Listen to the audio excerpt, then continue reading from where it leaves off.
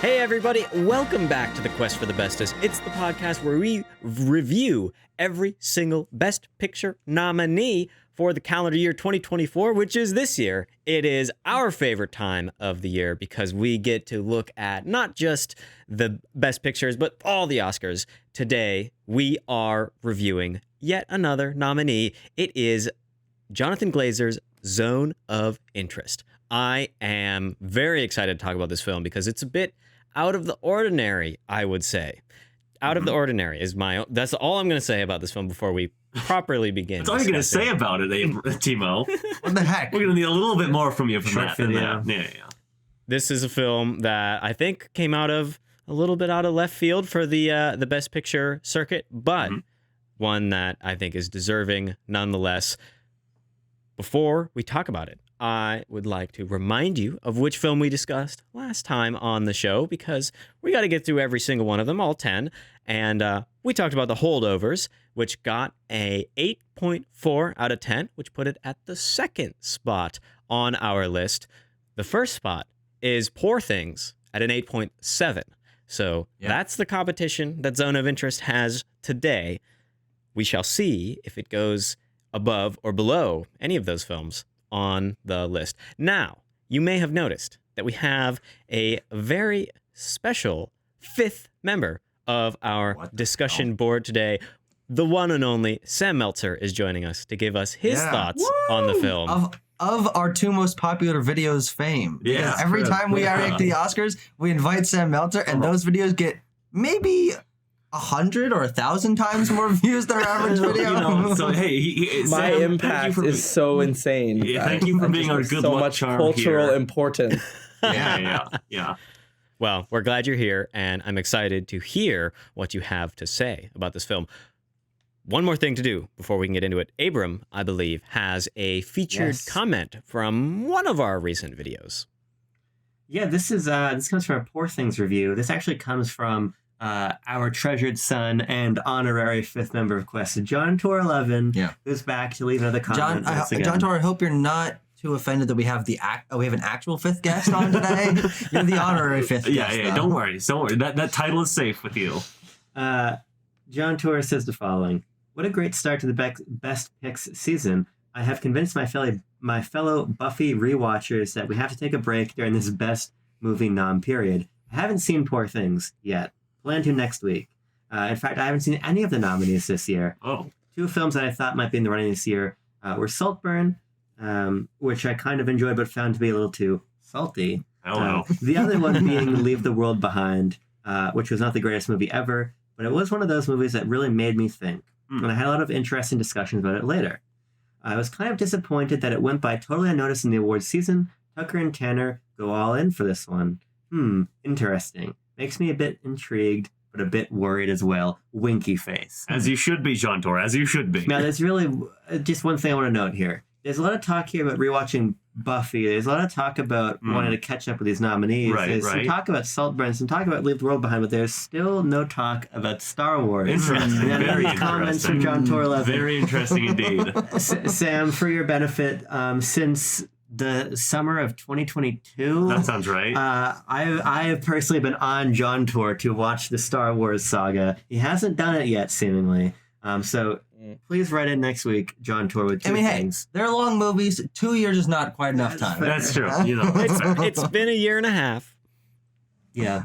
Perhaps John Tor is watching them in real time, so it will take, probably 3-4 decades to get through the entire saga. Sure. He's watching them in chronological order as the years happen. Exactly. So he won't get to New Hope until that happens in real life. Yes. Next week, John Tor, please write in to let us know the time scale upon which you're watching the Star Wars films. It's important. And also let us know what you thought of Poor Things. I'm very curious. And Zone of Interest, because that's probably the first one you saw, right? Because everyone's seeing this movie, right? Because A24 did a normal rollout. They are now finally seeing it, I think, because now this film is widely available for the viewing public. Widely available. Yeah, should we just get into it? Should we do a plot synopsis? We have nothing else going on. It's time. Okay. Plot synopsis. It's Tanner, clean as hell. Okay. Tanner, you look like you're ready to give a plot synopsis. Okay.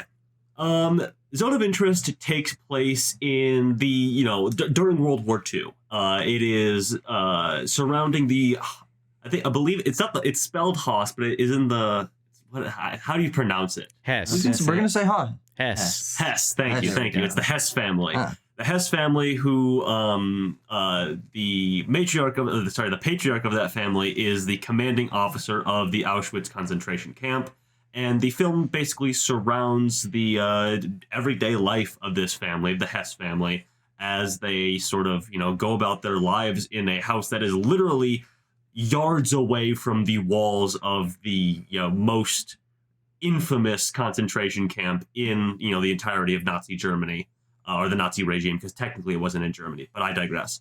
Anyway, not a whole lot transpires plot-wise in the film, as I'm sure we'll talk about. But basically, we see General Hess's birthday party. We see him eventually, get reassigned from Auschwitz to a different camp, and then eventually towards the end of the film get reassigned back. That's basically all that transpires on a plot level, but as we'll talk about in plenty of detail, I'm sure there's a lot of thematic and directorial meaning to be discerned from this film, especially, which is why I'm excited for Sam Meltzer to be on this review. Sam Meltzer, this is a film that you've seen a number of times, actually. So I think we should fairly throw it over to Sam for some opening thoughts on the film. Mm-hmm. Sam, take it away. All right. Yeah, I knew that I would like this movie because brother bro Justin from Oscar Expert said to me that if I like Jean Dielman, then I will like this. And there is definitely an element of this film where you feel as though you are watching a very monotonous routine and just people doing very normal things. And that's kind of the thesis of the movie, which is that you essentially are watching a very normal family with one elephant in the room that is always there. And it's almost as though Glazer wants you to like this family and wants you to get invested in their drama and understand the types of people that they are, aside from, that obvious aspect.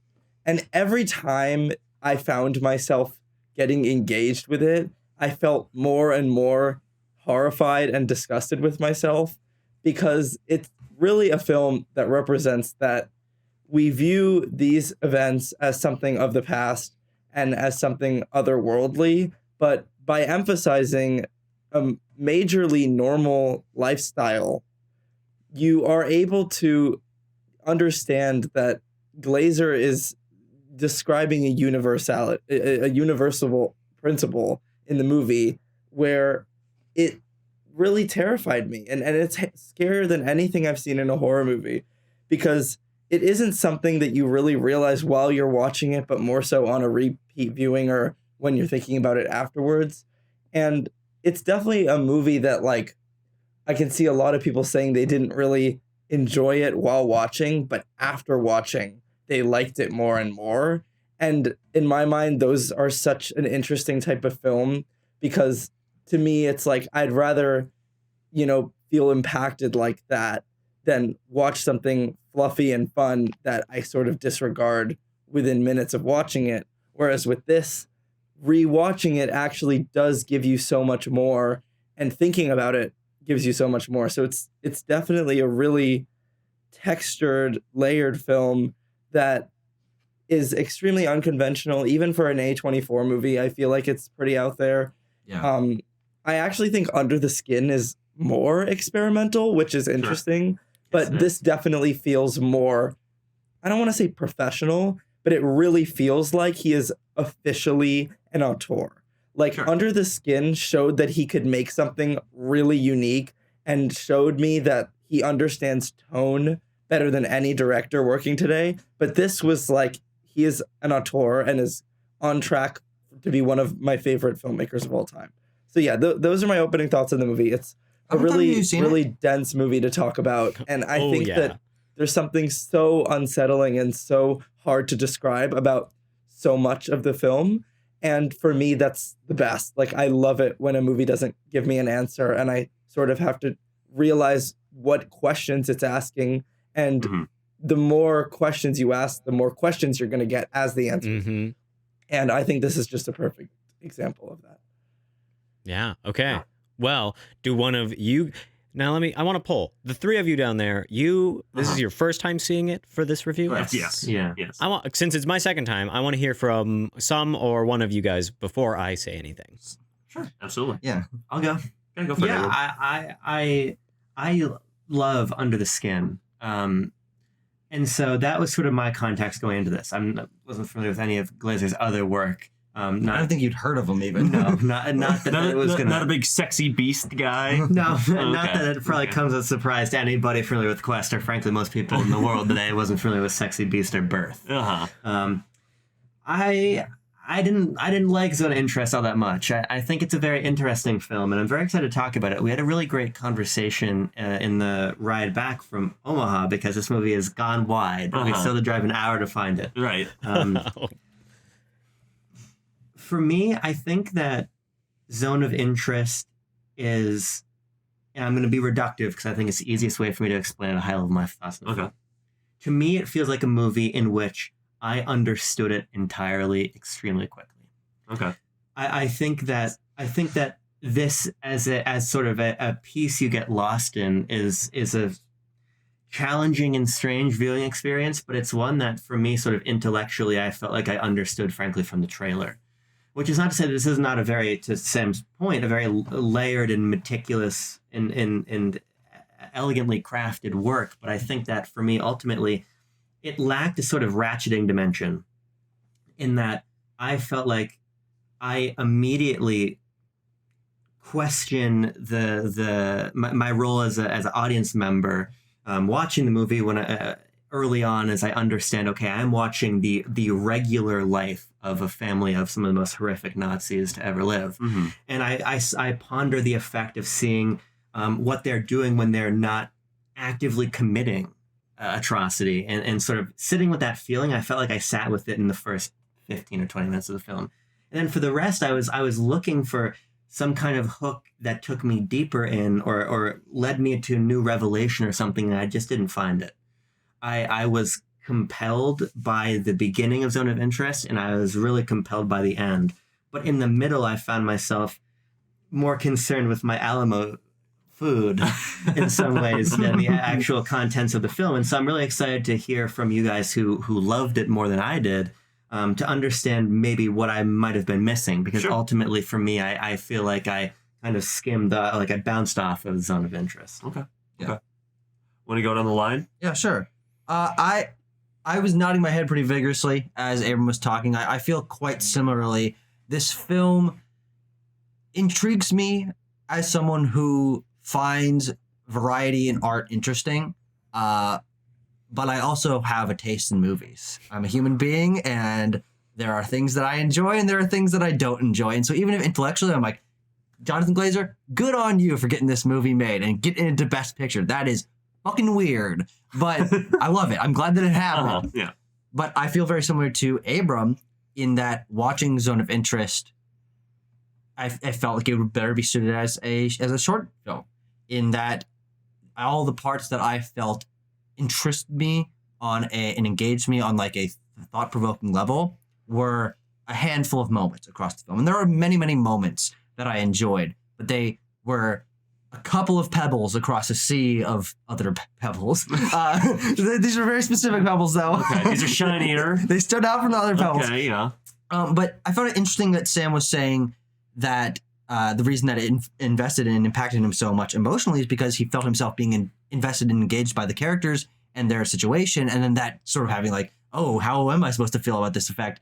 And I think that's the exact reason why I wasn't impacted or engaged by this film is I found it so difficult to care or be interested by these characters that it did not go into me at all. I'm sitting there, I'm like, the Nazis family is going about their daily life. And I like Abram, understood that from the trailer. And so the film only in a handful of moments felt like it was able to pull me deeper because it was so intentionally so, but for detrimental for me, so distanced and so cold and so slow and so plodding and so devoid of increased intention and devoid of plot points and characterization.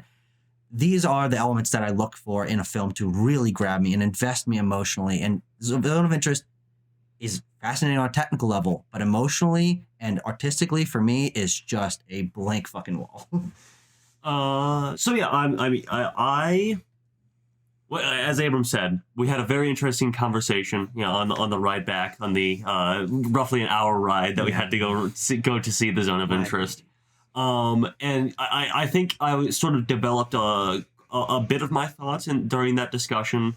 But to put it shortly, I really like Zone of Interest. I think it's a brilliantly made film that, to Sam's point, over the course of today, was posing a lot of questions to me as I thought about specific character moments, as I thought specifically about the end of the film, which I'm very interested to talk about, and just moments throughout it, and as I was able to briefly do today, look into some technical aspects as well. I agree with you, Tucker. It's a technical achievement on many, many levels, and I think that's why I would agree that Jonathan Glazer does a fantastic job in the director's chair here, approaching this material, because it is adapted from a book that, as I understand, is much different actually than the film we actually get here.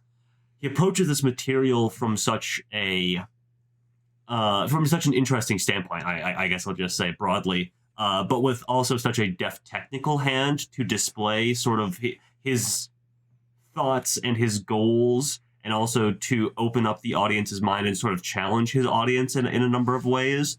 And I think it is a real achievement on a lot of levels. So now we'll throw it to Timo as we round out the opening thoughts segment, I guess. Well, I have seen this film twice, and I really like this film. I think this is just a quite excellent piece of film art. And I'm going to say film art because the lack of plot, the lack of discernible characters, I would say, I think this film is so dense that it really has to be kind of absorbed as a painting, as it's almost as if this is a film that you should go to the museum to watch, because there's so many different things that are going on in it that I just find really fascinating and very affecting. I'm going to come out with it right here in my opening thoughts. The sound on this movie is so fucking good. It is so baller, and it is so revolutionizing to how the movie tells you what it's trying to tell you. This film is, if you remove the background noise of this movie, it loses all of its meaning. And I have never really been sitting in a theater and been like, the background sounds are what is making this scary and is making this horrifying. Like Sam was saying, some of this really, really intense feelings of discomfort in the theater. It's a really uncomfortable watch when I'm seeing this very normal family wave their father off, and they're like, okay, bye daddy, see you later. And you're like, that dad is going to go kill people in the hundreds today and orchestrate the killing of thousands more. And he's they're actual monsters. But the ways that the film communicates this extreme evil to us in a lot more subtle ways too, that there are characters that just, I think, kind of exemplify who these people were. What were these people who agreed to the Nazi program, and not only went along with it, but were let's make it better. Let's, be German and be efficient about it. So I think that perhaps I can kind of see where Abrams coming from, that yes, I pretty much immediately understood what this film was going to be trying to tell me, but the ways in which it does and some of the messages that it eventually arrives at are worth basically knowing what's going to happen from the get-go, even though almost nothing happens, which is why I think it's more of an art piece, less of a piece of popular cinema.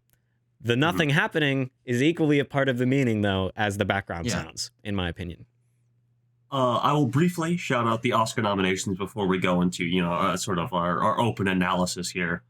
This film was nominated for Best Picture. That's why we're talking about it here today. Also nominated for Best International Feature. It is the submission from the United Kingdom, even though this is a Polish/German production here. entirely in the German language as well. It is also nominated for Best Sound and Best Achievement in Directing for Jonathan Glazer and Best Adapted Screenplay by Jonathan Glazer. That's one of the most comfortable Best Picture lineup of other nominations that an international feature has ever gotten. Yeah, absolutely. Yeah. It just barely happens, like, especially they get into text. I mean, that is unheard of. But good on Glazer, Jesus Christ. Honestly. So where would we like to begin here, folks? Why not we begin with the situation, the conceit of the film, the family's house directly next to Auschwitz, next to the concentration camp. How did you guys feel that the setting and, I guess, production design, the way that this film kind of looks and breathes at the beginning affect you and make you think or not make you think? I mean, I can start there because this to me is one of the strongest components of the film. I tend to look at movies more than I hear them, which I know sounds a little bit silly. Yeah. But ultimately, I receive film quite visually, and I while I agree with you, Timo, that this film does, to some capacity, live or die by the ingenuity of its sound design, I think that there is so much richness in the visual storytelling that I do believe that in the absence of sound, if I just finally turn my ears off after listening to these two living with them any longer, I think I still would really find a lot to enjoy in Zone of Interest, because it is the obvious visual language, but effective visual language of juxtaposing the beauty of this home against the horror of the concentration camp, literally the width of our table here apart from each other, which makes the dialogue sort of become elevated to this new degree of meaning. I mean, the scene that to me is perhaps most effective in the entire film is when Hedwig Hess is taking her mother through their garden. Yep.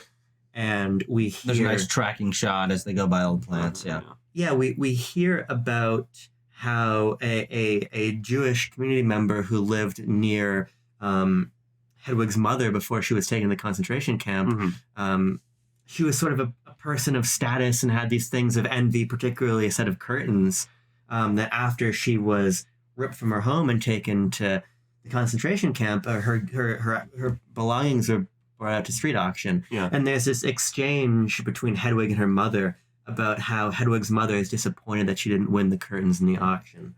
And I think that when you put that in the context of this beautifully lush garden space, and you have not only, as you're saying, these really well orchestrated wide shots, but these really interesting insert shots of like trellises with beautiful flowers. And obviously this takes us into this is where we go into the flower dissolve moment, which we can talk about later when we talk about the style of the film.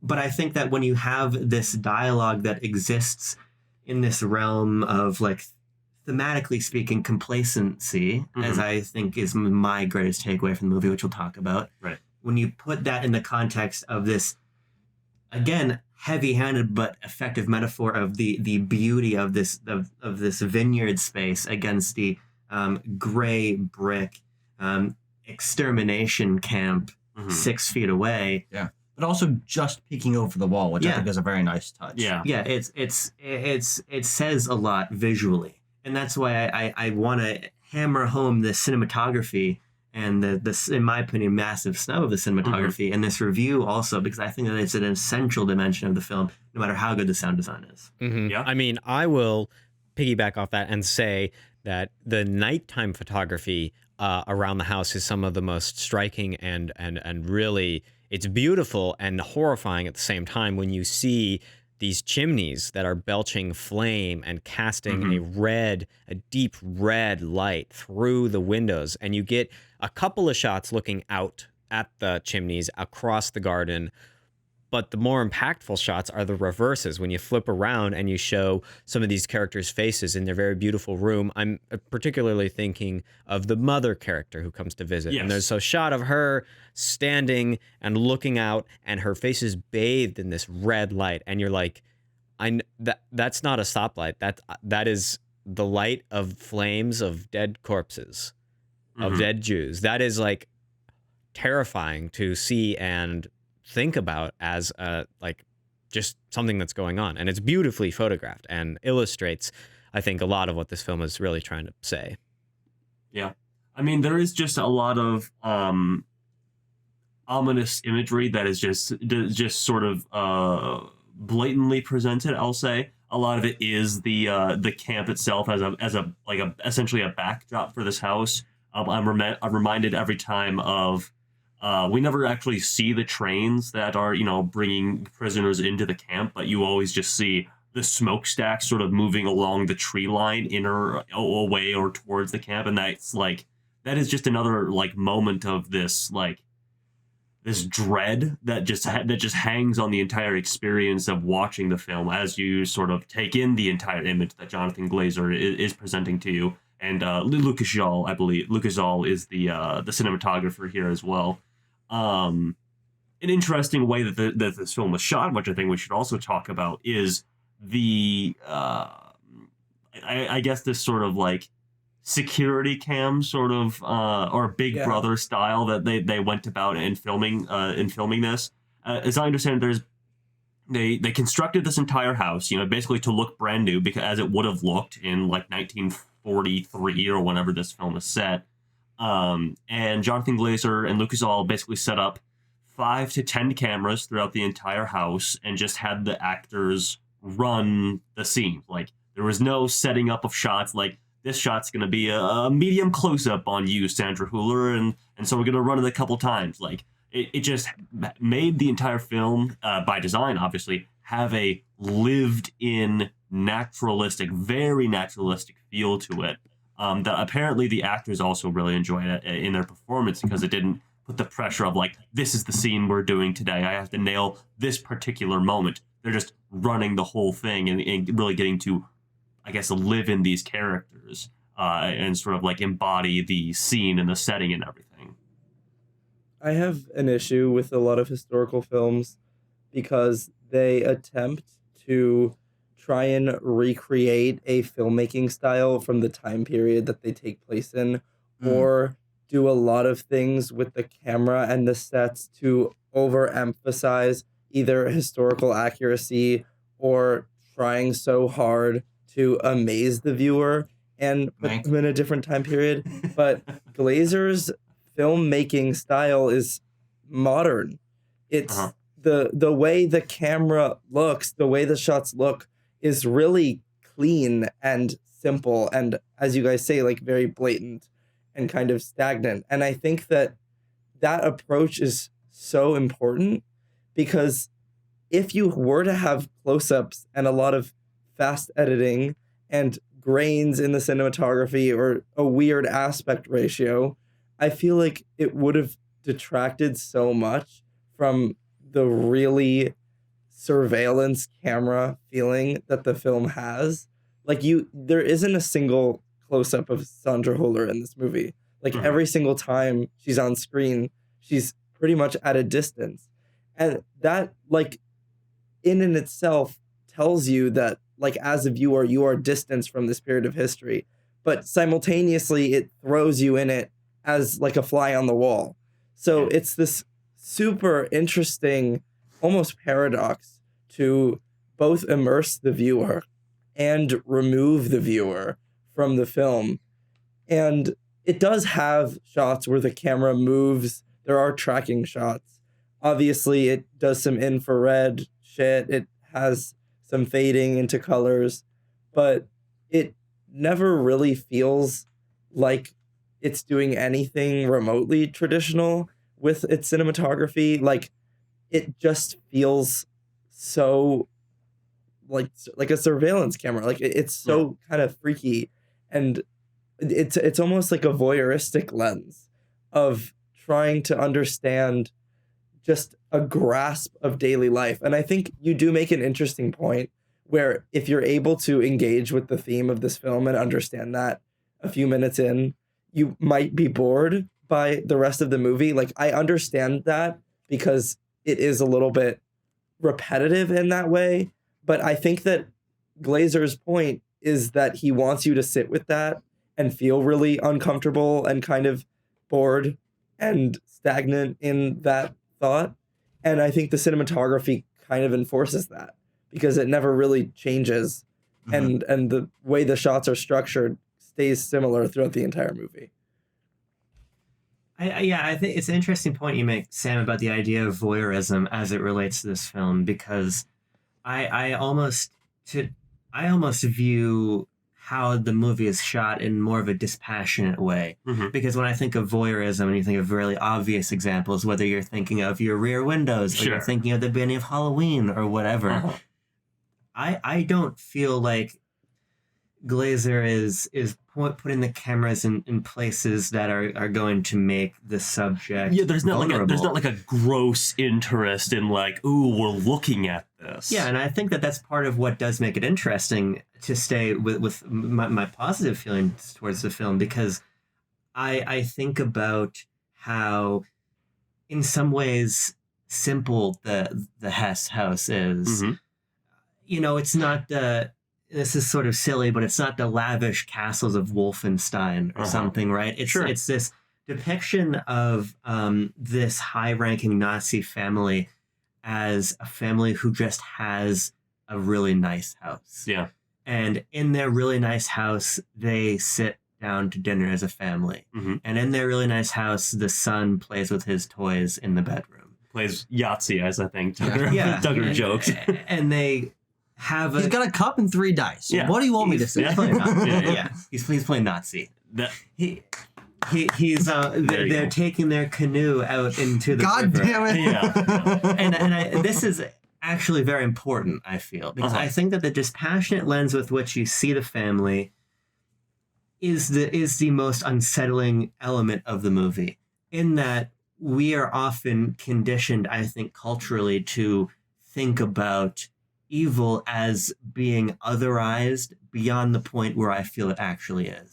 You think it's, to use another Best Picture example, you think it's Buffalo Bill's house in Silence of the Lambs, where they live where bad people live in complete disrepair. There's a dungeon well in the basement of his house. Yeah, but these people just live again in a really nice house. And this is where I think the contemplative nature of the film to me becomes clearest, because it leads you to begin to wonder, because this is a film that is, to Sam's point of the modernity of the filmmaking, leading you to question the timelessness of the narrative itself. And I think that when you start to wonder about, without me getting super leftist brained, let's just say what other people in our society are also Wouldn't still want to get evil. Political on the Zone of Interest review. What a shocker!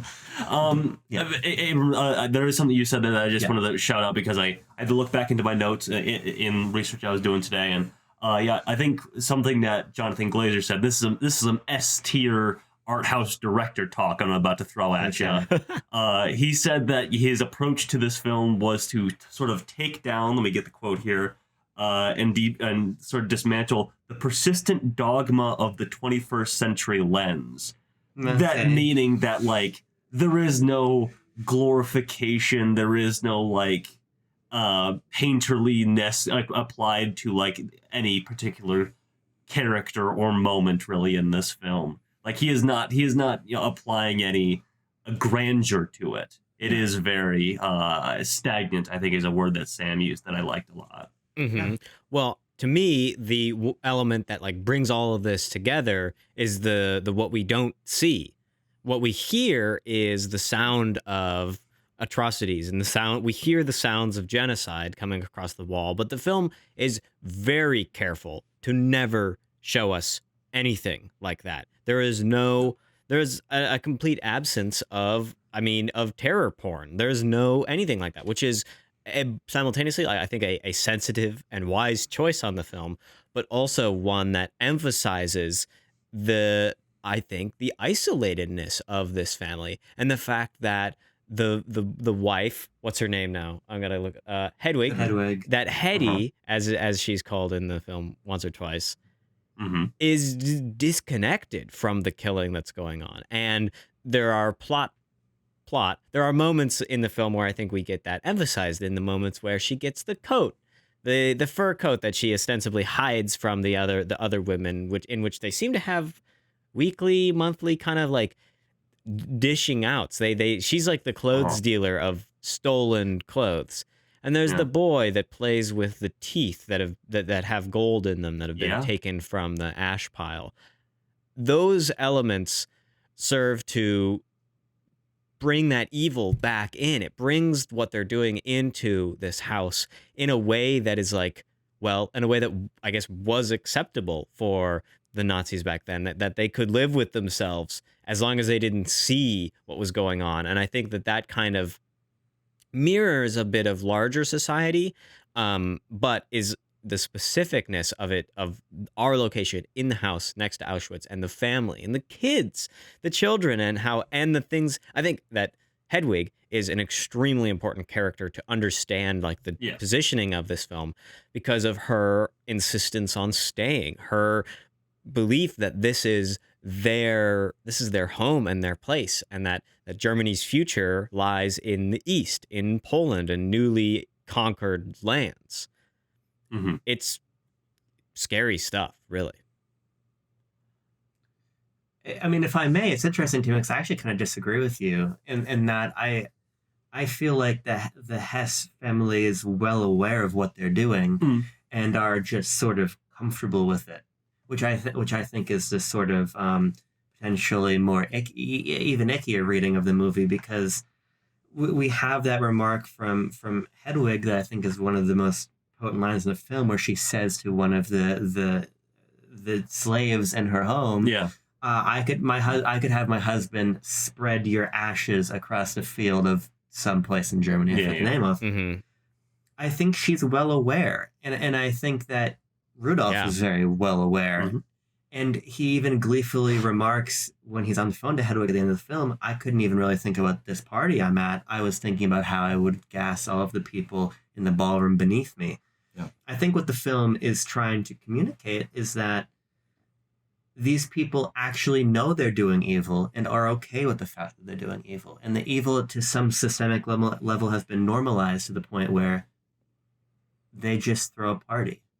Yeah. I think, to me, that's more what it is. I don't really necessarily think there's a degree of separation or dissonance for this family. Mm-hmm. Well, I think there is, just it's more so reflected in the fact that they have children. And you do definitely see Rudolph and Hedwig understand what they're doing more. But I think that part of the banality of evil here is that it's normalized for them to think that that's okay. And because of that, it is more reflected on the children. And I think that that's the most important thing here, is that it's about the fact that the next generation is going to think these things are normal. As children, we imitate the sounds that we hear.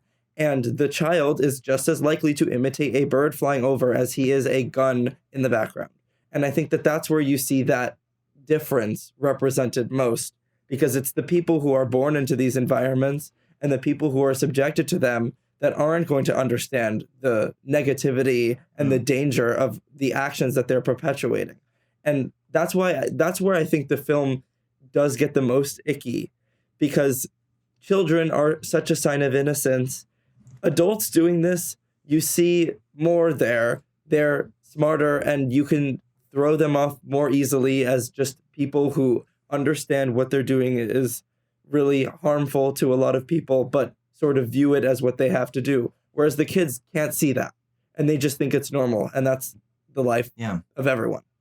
No, I think that those are some of my favorite parts of the movie, is when there's the juxtaposition between normalization that the children are experiencing, because as far as I know, this is just what life is and how it's supposed to go. And that's their house. And it's like, hey, this is where my stuff is. This is kind of sweet that I get a pool. But I think those are some of the great moments in the movie. I think the moment where the young boy is playing Nazi on the ground and he stops and he stands up and goes to the window. He hears someone probably get executed, and he says, like, I shouldn't have done that, or something like that. He parrots some line that he must have heard a guard yell or something, and he says it sort of softly, and that was one of the moments that most affected me, because I think you're right, Sam. It calls into conversation the banality through the innocence of the only reason he is able as a child to feel that this is just something he can just parrot nonchalantly is because it is so normalized. And I thought that was a phenomenal moment. But I would say that the unfortunate thing for me is that I felt that those moments were pretty few and far between when it comes to really impacting me, especially with the children, because the children are a background element of this movie. You see individual shots of the children doing things,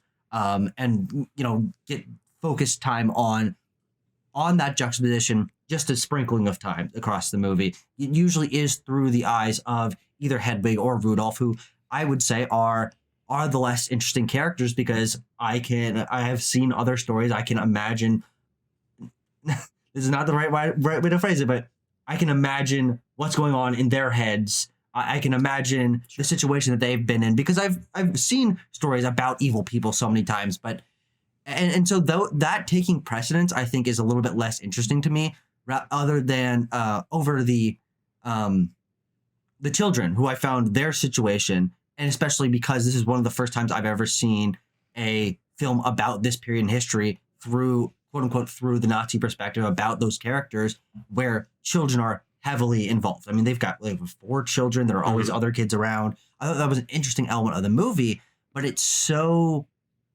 few and far between those sequences that really drive that home and engage me on like a different level, that I was left a little bit wanting. I was like, it really would have been more interesting in my eyes to focus more on the children and get to know a little bit more about them and what their day-to-day life is like, because then that banality, evil, innocence confluence really would have been brought more to the forefront of the film, where I think all the themes and filmmaking are at their most distinct. Since we are talking about it, I want to talk a bit about a confluence that I feel is prevalent in Rudolph and Hedwig, because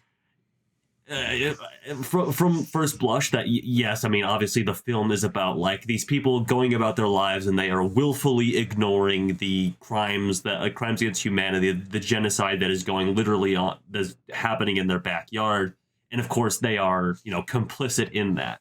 But as I've thought about it more, and as you think about character moments and bits of dialogue that is quite sparse in this film, I think that these characters become much more complex beings than I initially thought. When I was just coming out of it fresh last night, that they are like these complex mixes of believing in the dogma and being outright evil, but like this recognition of the evil of what they're doing comes through in moments. I think that's prevalent with the like involuntary heaving that Rudolph sort of goes into a fit of towards the end of the film. Yeah, that's like one of the last things that happens. Exactly.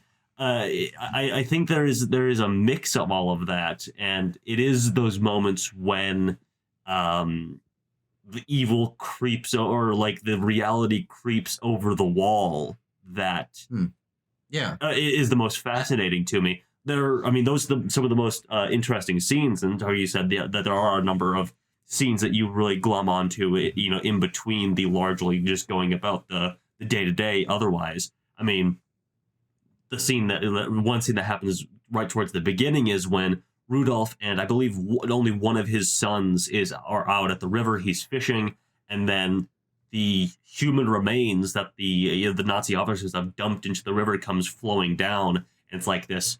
It's this weird, dark, bubbling mush that sort of like starts surrounding him, and he like ash grabs in the river. Human jawbone. Yeah, exactly. He grabs a human jawbone out of the riverbed, and then we hard cut to them like scrubbing the children down, like don't open your eyes, and we cut to Rudolph, and he's like furiously washing his face, because it's like it's this moment that can be interpreted as like, oh, they're gross. There's human remains on me, or also they are trying to wash the reality and the sin of what they are doing off of themselves, off of their children. Yeah, that I think combined also in my mind with another one of the most interesting scenes in the movie, when Rudolph goes through a series of tunnels to get to like a secret washroom where he can clean himself from the fact that he raped a young Jewish woman. And then he like furiously scrubs his private parts, and it's like, okay, is he clearly indulges in this because he has some sort of sadistic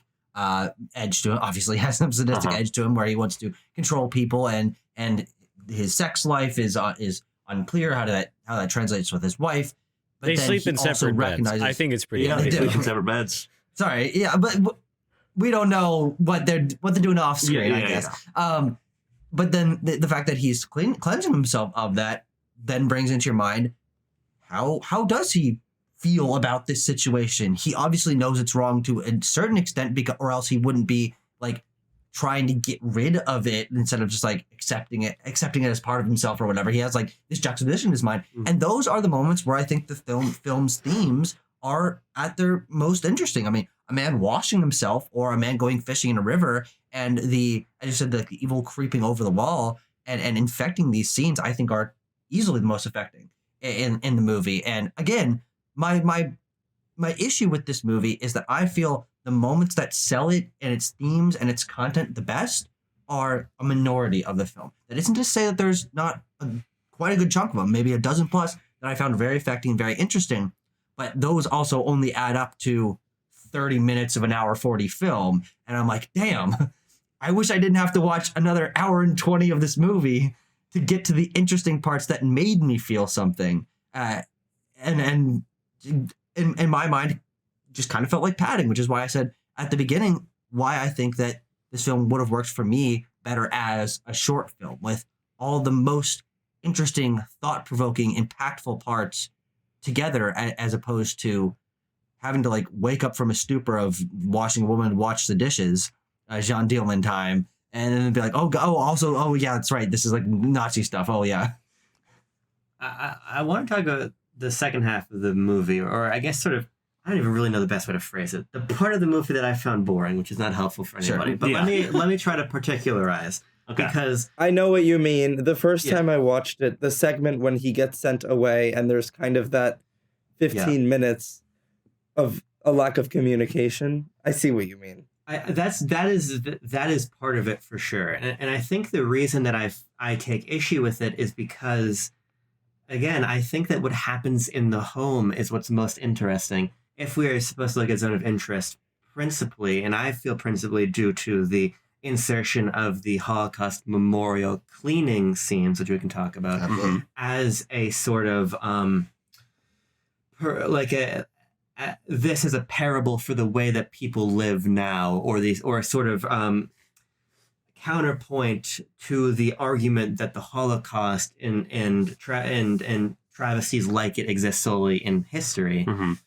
I feel like the time we spend, and it's gonna get crazy, There you go. advancing the plot with Rudolph and Hedwig, to me, is at cross purposes with that. Because I don't think that there is nearly as much to glean from the character of Rudolph, in my opinion, as there is Absolutely. from the character either of his wife or particularly of his children. Yeah. And part of this is definitely my personal fixation on this theme that Sam raises with the children, because I think that this is one of the most pressing issues in our real world, and the radicalization of kids around like gender issues. I think that Zone of Interest is at its best when it's illustrating the damage that a person like Rudolph causes, not just the literal human atrocity damage of the Holocaust, but the larger ideological damage on the people around him. But I think a solid portion of the movie interrogates what Rudolph himself is doing, and that's to me where I find the film to be less effective, because I don't find those dimensions, those social cultural dimensions, in him running a meeting about the operation to bring 700,000 Jews from Hungary to be killed. Now I understand that brings with it its own really haunting image of constructing and being the architect of the Holocaust. We're in the room. We're a fly on the wall in the room where this is being constructed. We're a fly on the ceiling. We're a fly inside of the ceiling. Which is an incredible shot. But they're talking about this operation the way at my work we talk about starting a new book project. Yeah. Right? They're talking about it. Here are the logistical issues with this. Right. And that unto itself is no doubt its own thematic material. But I think, in my opinion, the weakness of this movie in some ways is that it tries to do all of this. I think that it's this social stuff with the wife and the children and the community that, at least to make it as subjective as I can for the sake of not casting too out of a shadow, the stuff that I find to be the most compelling and unique about the film. Yeah. I think the Rudolph stuff is just not on that same level for me. Well, I'll briefly say, but just because I want to point out, because we were talking about the scene, I think that, the setup to that meeting is perhaps the closest this film gets at like truly like translating the scale of it, because the attendant, the receptionist, whoever with the clipboard is like, this person's going to sit here, this person's in charge of this camp, they're going to sit here, and every name you're like, that's hundreds of thousands of prisoners there. That's hundreds of thousands of prisoners there. These are names of camps that I've heard Yeah. of that are not Auschwitz. There are other camps, and they're across the whole damn Reich. That is Glazer sort of like giving you the scale of it in his own way, because of course when we cut to the modern day, there is the sort of display of the fact, like, this is how we try to translate the scale of this tragedy today. And these people are fucking vacuuming it and washing the windows of it is their day job. It's photos that we see when we're in 7th grade or whatever. It's things that we've ultimately, as people, gotten used to. Like, if we're being honest with ourselves, these images have become sort of just associated with the Holocaust. It's like things you see in your fucking history class slideshow. Sure. Yeah. I have Cut to the Future was so scary to me. Yes. Because the expression of the people cleaning is mundane. They are primary color in those shots is gray.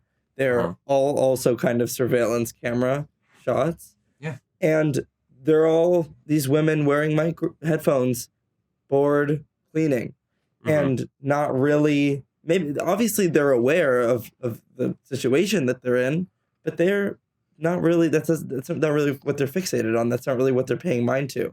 And that also, I think, talks about the banality of evil, because it shows how even in the future, when we recognize that history, we aren't always recognizing that history. And it's so easy for us to look over it. And Glazer puts you in the world of that history from the opposing side. Yes. And essentially does that to show you how we view those periods of history now. And Scorsese did something similar in Killers, where he put you in a world for 3 hours of true horror and then reflected on it in a way that the media does today. And it is this brilliant and meta encapsulation of the way in which we learn history and the way in which we don't really change as societies, even if the events aren't specifically the same, the behaviors and the patterns within our mindsets remain similar. Yeah. I have to say that the most affecting moment of the entire film is the cut, not necessarily to the future, but to the woman sweeping the cremation room. Like, I sat there, I was like, oh, like the idea of someone 70 years later or more, whatever, sweeping this room that would have been swept, not just free of like, okay, the dust that like fell from the ceiling overnight, or like the dirt that people tracked in from the tour, but of the human remains, the ashes of human remains would have been swept out of there. And now we're just cleaning the dust off the floor because we don't want it to be dirty for the tourists when they're walking around. That, I think, was the best moment of juxtaposition, of thematic imagery, of creating a link in my mind between two things that I hadn't really thought of before. And it was in the impact of that single juxtaposition shot of the Nazi officer of Auschwitz to modern day Auschwitz just being swept clean for the routine thing. That was a moment where I really did feel the artistry come through and the emotional impact and the intellectual value that I was craving out of more shots of the movie, more sequences of the movie. And I've really found that affecting. I mean, that shot alone, that idea alone, that it really encapsulated something in my mind, just raised my thought of this movie a significant amount. And it's a bold choice to without any words, without any context, insert 2 minutes maybe of footage from an entirely different time period with entirely unrelated characters, and technically in a location that we had not up to this point seen in the film, because we had never seen the inside of either the cremation rooms or the concentration camp or the area where the museum sits today. We'd never seen that place. We'd seen just on the other side of the wall, but showing it for the first time in the modern day, we can go see it today, as we could if we bought the ticket and went to go see it. Yeah. I think that's especially interesting, and this is sort of a weird thing to draw into conversation, but Ben Shapiro and Elon Musk just visited Auschwitz. Really? That's true. On some kind of like weird image laundering event. Mm-hmm. I don't know what they are filming for, but I think it's interesting when that is what Auschwitz is now used for. Auschwitz now used as a field trip or as a PR moment. I think that, and I agree with you, Tucker, it's a moment that I think is quite jarring as an audience member, because I'm curious if you guys think I'm entirely off base about this. Okay. Probably. People talk about Barbie in a couple different ways. Yeah. People who are studied on feminism call it too basic. Right. But the reality is a blockbuster to this size of Barbie should, in my opinion, on some level be a crash course in feminism. Sure. Because 1.2 billion or 1.4, it doesn't matter. 1.4 billion dollars worth of people who probably are, some of them very ignorant, went to see Barbie, maybe learn something. Mm-hmm. Most of them. Yeah. I think the reason that I take issue with the Rudolph stuff and why I so love this sequence we're talking about here is because Jonathan Glazer is not making a blockbuster for everybody. Right. He's making a hyper elite experimental art film. And so for me, the most useful material in the zone of interest is the things that understand that and understand that people in that audience space still need to be reaffirmed things, myself included, that we treat the Holocaust as a museum or as a thing to walk through now. I think that is important material because it is on the level of the audience it's speaking to. I just don't think that everything the zone of interest says is on that level. Sure. I don't think the stuff about the scale of the Holocaust is on that level, because maybe this is me giving an audience too much credit, but I think the sort of informed audience that comes to zone of interest does know that. What I think the audience does need, and somebody on Letterboxd had sort of a glib but effective take about comparing the people, talking about how can people love zone of interest and still be pro-Israel.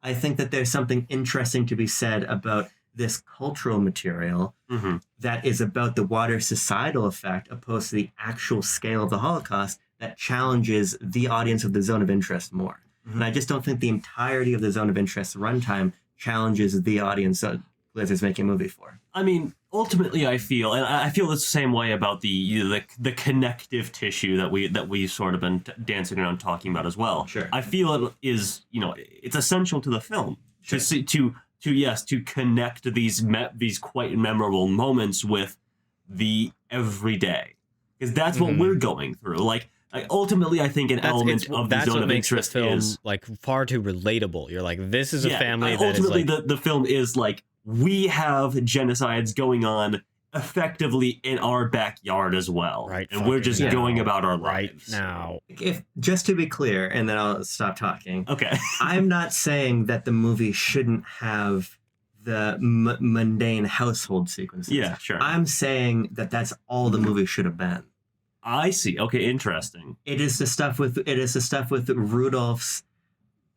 The latter half of the film. It's the latter half of the film when we follow Rudolph on his career that I feel like it loses me, because that's where I think the material is on the same level. I see what you mean. I think it is the stuff with Sandra Hüller and Hetty and the family in the context of that, and then the big high intensity moments we've been discussing. But it is that mundanity that to me is effective, and it's not the Rudolph mundanity. Gotcha. Here's something I want to talk about: our infrared, our FLIR vision sequences. Yeah.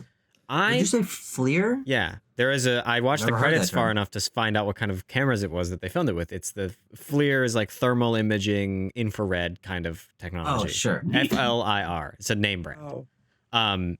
Timo, what did you think of these sequences? What these sequences are to me, right? They are inverted. They are literally like the colors are flipped. Yes. And I know where you're going with this, and I agree completely. What we say something I random. know exactly what you're gonna say. what we see to me in the film is like unsung characters of the Holocaust from the Nazi side. The commandant and the family are characters that we previously were not included in the story of the Holocaust. What the infrared is that same idea but inverted. What are the characters who are sort of fighting against the Holocaust? What are the people who are living outside the camp but are not Nazis, who are Polish people? What are they doing? And what is the character in those sequences doing? She's hiding food for the camp workers who get led outside the camp to go dig trenches or whatever. And so that is like, it's a complete opposite of what the other characters are doing. The other characters are just living their normal lives. They're just, trying to garden and trying to raise children. But this Polish girl, is risking her life, going out in the middle of the night, doing very unnormal everyday things. This is not every day. That is my take, is that it is a complete opposite sequence, showing you another side of outside the fence, but I think kind of another side of the unsung characters of this tragedy. Was that what you were thinking about, Sam? Yeah, it's very similar, where I viewed it as you said, it's literally inverted, and it's literally in black and white, and it to me was like this act of kindness and giving and goodness is seen as the opposite of what should be done, when the rest of the film is in color normally and those aren't. It's showing that to them, that doing that as an action is the opposite of what should be done. And what I love about those sequences so much, especially the first one, where you see him on my reading rewatch, there fairy aren't tale very to his many of daughter. them. There's like There's four or five total shots in that mode of imaging. Yeah, there's 2 scenes, and the first one, he's reading a book to his daughter to help her fall asleep. And I thought it was so interesting, that contrast of someone actually going out of their way to do something for other people, which to them is out of the options, very evil and the opposite of what you should be doing, versus him doing something that you should be doing in the role as a parent. And that contradiction, especially with those sound effects that happen, which I thought were a part of the score, but apparently aren't. They are just sound effects, which I don't know what it's supposed to be. I don't want to know what it's supposed to be. It kind of sounds like a burp, oddly enough. And it kind of does, it was just now that I'm thinking really about it. unsettling. And it's very weird. similar to the opening sounds of the film when we're looking at the title card right at the beginning, and we just kind of have this almost overture sitting in darkness in the theater. Yeah. No, for sure. And I think that what I love about that is that everything happening during those scenes is really reminding you that you're watching a movie. Like, it takes the color palette and reverses it. You can literally hear the editing between those sound effects. It cuts off abruptly and goes to silence. And I thought that was such a really kind of eerie way of taking you out of the movie and making you realize what it's doing in such a singular way. Yeah. I mean, I love those sequences too, but there is another moment of the film. There's 2 more moments of the film that I want to make sure I share my thoughts on before we sort of like wrap up on the zone of interest here, I guess. One is more broadly talking about Hedwig as a character, and her bringing, her mother out to the house and everything. And the scene specifically I want to talk about is her and Rudolph on the dock talking about, like, this is our dream. We're doing what the Fuhrer told us we should do. We're settling the land in the East, and we have our family, and we're living our dream, and all this stuff. Like, that is Hedwig totally buying into the dogma, because I find that she, perhaps more than Rudolph, which I Abram, then I understand, your sort of criticism that she is the more interesting character. That she is like actively trying to block out these other thoughts. Like even the garden that she keeps is sort of like her trying to create an aura of life in the shadow, literally, of a death camp. And it is of course fertilized with the ashes of people who have been killed there. So it's tainted by the death no matter what she does. When she brings her mother out there and her mother talks about like, oh, you've done so well, you've really landed on your feet. And then to me, actually, I want to zoom in on that specific little moment there, because it indicates a like a class position of this film, that that Hedwig actually came from a lower class. Some lower class, maybe middle class, or her mother seems to say that her mother was the cleaner for the Jewish lady who got deported and exterminated. So they're actually not wealthy at all, and that this kind of is an inversion of the class scales when they come to the camp and they receive this money and this living conditions from the Nazis.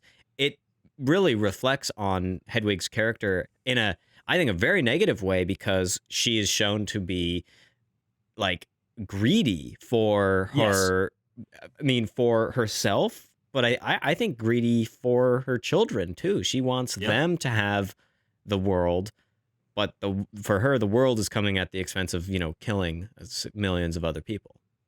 Yeah, I mean, absolutely. And I think ultimately that's another thing that the film is saying, is that it's not just that the Nazis were pure evil and they were doing it because they were evil. It's that plenty of people like the Hess family were doing it because there was material benefit in the extermination of millions of people for them. To be in charge of this, to be the architect and to find more efficient ways to do it, meant that you got promoted, meant that you got a bonus, meant that you had a better life for you and your family. Like that's really what it was for a lot of people who were in charge of the Holocaust. And with Hedwig's mother as well. We mentioned, this moment where they wake up in the middle of the night and she's sort of bathed in the red light of the chimneys, and she leaves. I find that to be a fascinating moment too. I love because that. she's so bothered. Like she is also benefiting from this. She clearly has no issue with what's really happening to the Jews in Germany and Poland and everything. But like being confronted with it and being confronted with the mass extermination that's going on, that's too much for her. Well, especially because it's like literally a nightmare. Like it wakes her up at night and she can't go back to sleep. She can't escape it. She can't even like just fall asleep and forget about it. It's like forcing itself into her life. Even this evil person has a line, and what does that say about the Hess family, that they are just able to go about their lives in the wake of this? You said something about the material benefits to this extermination, to the genocide, and I think that part. I've been kind of thinking about, like I said, Abram, you were talking about this 15-minute section going away. What is like the point of that? What is the deal? I think that it can be a bit explained by some earlier lines in the film in which some of the Hess is talking with someone, I don't remember who exactly, and he's like, I think the visitor, the guest remarks like, oh, no, it's actually the mother. The mother goes like, oh, I heard that like all the companies are moving here. All the companies are opening factories. And I think that part of the conflict of those scenes in Berlin is that Hess is so maniacal about extermination that he is determined to kill all of the Jews, but that the other guys don't want to kill all of them because they need them to be enslaved, and that the industry and that the corporations need enslaved labor to There's a guy that says like, oh, don't worry, we'll make sure that Hess doesn't kill all of them. You'll have some workers. Yeah, and I think that there is kind of a very conscious connection there by Glazer to say that the benefit of doing this, why you would set up this camp system in Nazi Germany is for the free labor, is so that they could make things for free, and that was actually like an incredibly important part of why this whole thing was being constructed, and thus actually deserves some time to explain in the similar line of thinking as like the mundanity, the banality of the rest of the evil. Yeah. I did have one more, unless, does anyone else want to jump in, or are we feeling we're sort of wrapping up here? I think we're sort of wrapping up. Yeah. I don't know. I don't know if is it worth making any kind of remark about this sort of like a very like American individual like echoings to it. A lot of what the Hesses are saying to each other. I mean, sure. The parallels are there. Yeah, I don't know. I don't really think it's worth going into, but I think it's interesting and I would say very obvious thing that Glazer is trying to do. I don't know how far out you can extrapolate what this film is trying to say about sort of like work in general. Mm-hmm. I don't necessarily. I think you might have to go maybe a rung too far up the ladder to get there, but I think that's maybe in the movie. Yeah. Then. In a way, this is my final thought. And it's a moment that I was really perplexed by as it happened in the film, and I continue to be perplexed by as we had a conversation. And I wrote down a collection of like 6 one-sentence thoughts or explanations of. And it is Rudolph dry heaving like on his way down the stairs at the end of the film. Mm-hmm. And I was like, what does this mean? Really, like what is Glazer saying with this? What is he trying to convey about the character, or more broadly about the themes of this film? So, and this is my closing thoughts, because I think this is such a thought-provoking film for me that I have to like find it. I find it so brilliant in so many regards, because I can ask these kinds of questions and find this sort of introspection into elements across the entire film. So, of Rudolf Hess heaving, I ask questions such as like, is he heaving at the prospect of the things that he's committed, and how they're historically evil just because how they'll be memorialized a century later? Because he also looks down the hallway, and that's when we get the cut to the modern day. So it was like, is that meant to be like him literally looking into the future at the results of what he's done? Is he identifying what he's done was wrong and that he constructed these machines of genocide? Or is it like an involuntary thing of like his mind or his body, some deeper being in him recognizing the horror of what he's done? And also nothing comes out. He doesn't vomit, so he's able to like choke those feelings back, that introspection maybe.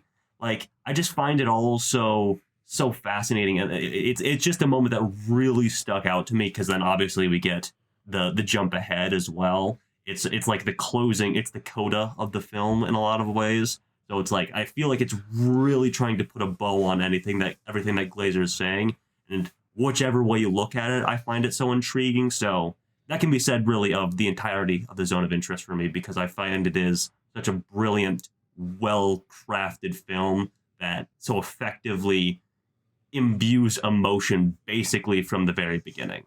If I can just give my speculation quickly. Sure. I think that scene almost serves as a warning in some ways, because he keeps walking. Yep. He heaves several times and keeps walking. I think the significance of that, from my reading, is that perhaps there's this recognition on some level that what he's doing is wrong, but it's too late. Mm-hmm. Yes. And he's going to keep walking. Yeah. And I think that in some ways Glazer is asking us to, if this is in some way a film, I ultimately feel like this is a film that is asking its audience to stay alert to something like the Palestinian genocide. Right. And I think that that scene is asking us to not get to the point where it's too late. Sure. And so that's what I take away from it. Okay. I mean, I think that there's a big theme in this film that we haven't talked about in the later part of it's the end of the war. Germany's losing. If you remember the historical timeline of these events, like the final solution doesn't come into its like full bodied, like let's kill 100,000 people every day, setup. It doesn't get to that operation until like 1945. It doesn't get there till the end of the war. And there's that shot where he walks past the bandstand and we flip it around and we've got the disabled veterans sitting there, just a couple of them, and like a young man with a heavily disfigured face, and missing limbs. And while the film, I think, kind of shies away from like showing real overtness of like shit has gone badly for Germany at this point, but there is like a depressed and a desperate quality in the last section of the film that I think that imbues within the characters and the ways that they talk with each other, even though they could never be allowed to admit that it's going badly, but it really is. I mean, when he's called back to Auschwitz to do, with the 700,000, I believe, from Hungary, like that's what you were talking about, Timo. That's like the final throes. That's the worst is yet to come at the end of this film. Yeah. For what Hess is going to do.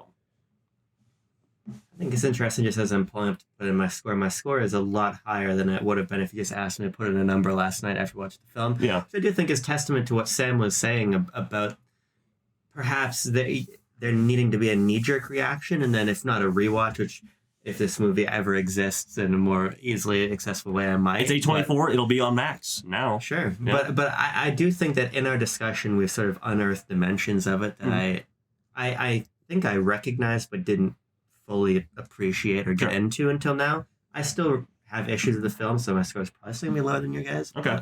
Check it out here. This definitely warmed me to the zone of interest, I would say. Sure. Before we enter the scores, or while we're entering the scores, before we reveal them, Sam, would you like to give Zone of Interest a score, a non-binding but very fun numerical value that you would give the film? Honorary score. Mm-hmm. Out of what? Out of 10 with a decimal. You get 1 decimal point to mess around with. 10.0 then. Wow. I don't need a decimal. Nice. There you go. A perfect 10. Okay. Easily. Sorry, And I go into my thoughts more in longer periods of time in the review I did with Trevor on Oscar Buzz. I went on probably a 10-minute rant in that one. So, yeah, I definitely have more to say, but it's best left unsaid. I think this is a movie that you kind of have to experience. So even if you don't like it, which a lot of people aren't going to like it, it's tough. Give it a shot. It's not fun to watch. It's good to be. It's the most experimental film that's ever been nominated for Best Picture, and I think it's really important that even if you don't like it, that people get exposure to this type of cinema because it's few and far between. Okay. We're waiting on one thoughts score. are best linked in the description. We'll do that. We'll link to the video. Yes. Yep. Okay. Actually, everybody hit the button except for you. Look at this slide. I didn't get to say beep, boop, boop, boop, beep, boop, boop, boop. No, you You didn't. just did. We had some. Oh, yes. Look at that. We have a You score. can just do whatever you want. Yeah, that's true. The Zone of Interest receives from Backlot Banter an 8.1.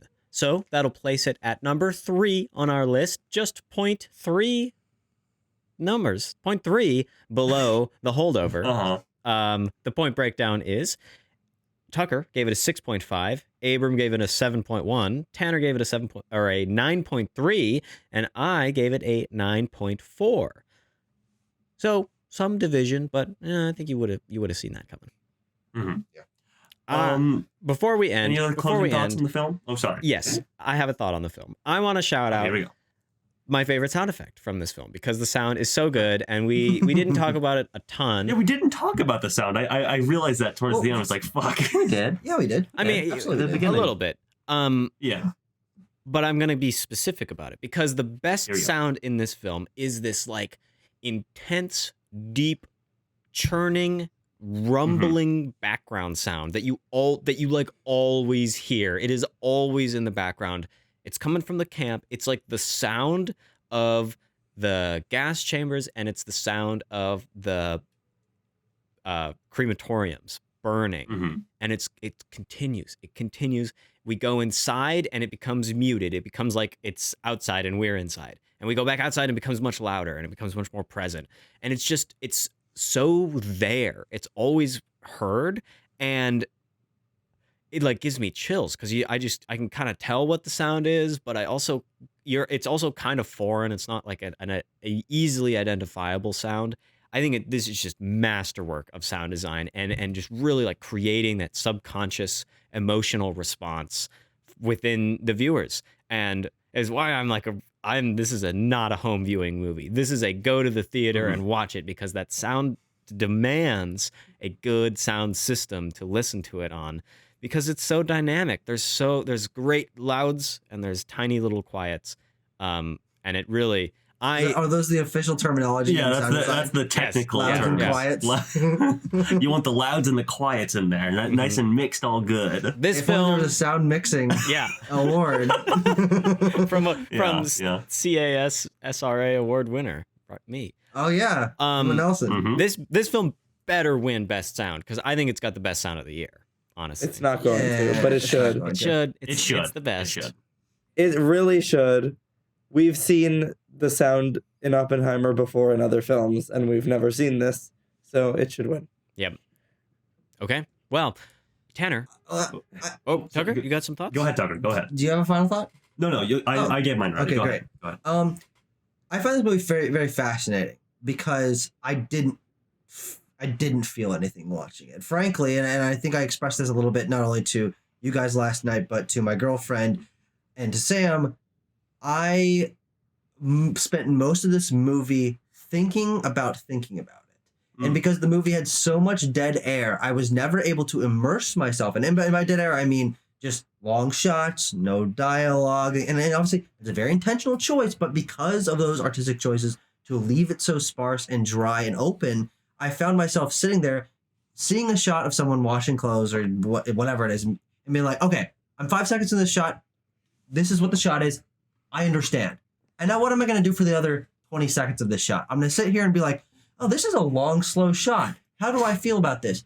I'm not gaining anything from this. Okay, I'm not getting anything from this. How is this contributing to my larger experience? It's not really. Even though I found this last scene interesting, I'm not gaining anything from this. And then I started thinking about like, oh, when I share my opinions on this, am I going to be the guy who doesn't get it and needs to understand art films and is like blockbuster pilled or whatever? And then I just like, this movie offered so little for me to grab onto artistically. It made me appreciate the movies that I like even more because art is only the confluence between the viewer and the creation. And when the viewer, myself, has no connection, no experience to it, I believe that the art has failed on some level. And so even though I'm intellectually able to understand these choices and respect the craft and the performances and the sound design and all of that, if that is not, movies are more than the sum of their parts. And I found this movie to be significantly less than the sum of its parts because even though I was able to respect each of its creative decisions and technical achievements on a granular level, the way that they came together at the end left so little for me to, as a viewer, to grab onto while I was watching it, constantly pushing me away from being engaged, asking me questions that I feel like I already came into the movie really understanding and didn't feel like I got much out of it by the end that I hadn't before. I found it to be a pretty big disappointment because I had gotten it so hyped up to me. And by anyone on this call in particular? Not By gonna anyone point any in fucking particular? fingers. Okay, Not gonna point any all right, fingers. it'll be a mystery, I suppose. But at the end of the day, it's whatever. I got 9 other Best Picture nominees I really liked, so this just happens to be the one for me this year. There's 2 things I want to say about that. First, you gave The Beekeeper like 1.5 stars. The opinion's invalid. Second, I no longer have the lowest score for one of these movies. That's not true. Wait, is my score for 5.7 for Poor Things. Yeah. Fuck. My score for Poor Things is so lower than your score for Zone. Well, I thought you said you liked that movie, Abram. Did you lie to me? He did actually. What? Yeah. But I gave The Beekeeper 4 stars, so this is... Your opinion's invalid. Take too. my opinion with a grain of salt. Yeah. Tanner, what film Yes. are we going to do next? Which film are we delivering some quality analysis on the next episode? Instead of the most recent film to be widely released, to be nominated for Best Picture that we will review, we'll be going back to the earliest film of this year that The was A24 released. The A24 released, actually, that was nominated for Best Picture. That film is A24's Past Lives. Aha! Boom. Boom. Mic drop. This is a great movie. I saw this film. So when did it come out? given that it I came out so believe long ago, because I don't really It remember had its, anything about it. its distribution in like late May, rolling into early June. We saw it in late June. Did we see it in late June? Yeah, okay, because okay. I was here before I That's moved okay. here. So that's a good. So I saw maybe with it you was guys. the It late distribution was June. largely in June then. Okay, Yeah. so I probably saw it around then too. Yeah. Yeah, so It also like premiered at Sundance, so literally like this time last year is when people first saw this movie. wow. So some staying power. At this point in time, people were saying that, or they're going to start saying that Air would be nominated for Best Picture and could have possibly beat Everything Ever All at Once. That's right. Well, there's one guy in particular that was saying that. Bear should have been nominated for Best Picture. Well, I'm Affleck's excited new movie to will be. rewatch Past Lives, get some good feeling out of it. This was a movie that made me feel good. It made me feel bad, but also good in that bad kind of way. And Really good feeling out of Past Lives, Timo? What are you talking about? Yeah. I'm excited. Just a real melancholy situation. Yeah, we'd like that. Situationship. Okay, well, keep it tuned right here on Backlot Banter for more Oscars coverage as well as other movie discussions and analysis. Keep it tuned to Sam's Twitter page Yep. to get more from Sam. Check out the description for some extra links, including that review that Sam made. And, well, as I always say, stay warm, keep cool, peace.